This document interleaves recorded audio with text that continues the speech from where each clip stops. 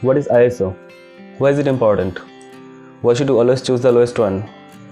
I'm going to answer all these questions about ISO in this video. Hi, my name is Pritham and you are watching Flickr Creation.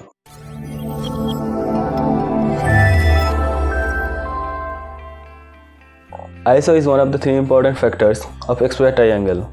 ISO basically controls the sensitivity of the image sensor of your camera. The lower the number, the less sensitive your camera is to light and finer the noise. Higher numbers mean that your camera sensor becomes more sensitive to light. But a photo taken at too high of an ISO will show a lot of noise and might not be usable. This is why it is often not considered to be good practice to only adjust the ISO in the absence of light. Using a lower shutter speed and wide open aperture, you can get well exposed photos in low light conditions. An example of a situation where you might want to choose a higher ISO would be photographing an indoor sporting event where the light is low and your subject is moving fast.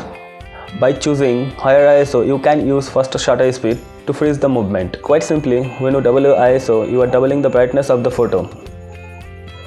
So a photo taken at ISO 400 will be twice brighter than the ISO 200, which will be twice brighter than the ISO 100. An ISO of 100 is generally accepted as the standard ISO, and it gives you the potential to produce the highest image quality, minimizing the visibility of noise as much as possible.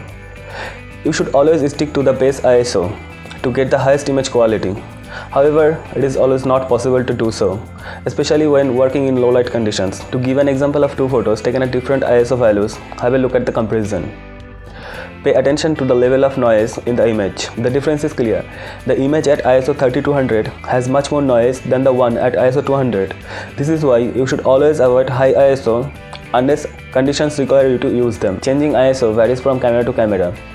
For most DSLRs and mirrorless cameras, you need to open a menu and find the section for ISO and select the value you want or set it to auto. Some other cameras have a dedicated ISO button on the camera.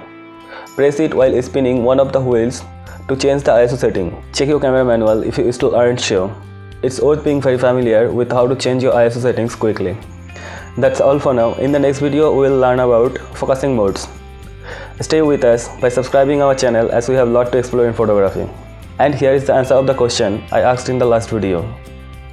The word photograph made of two Greek words.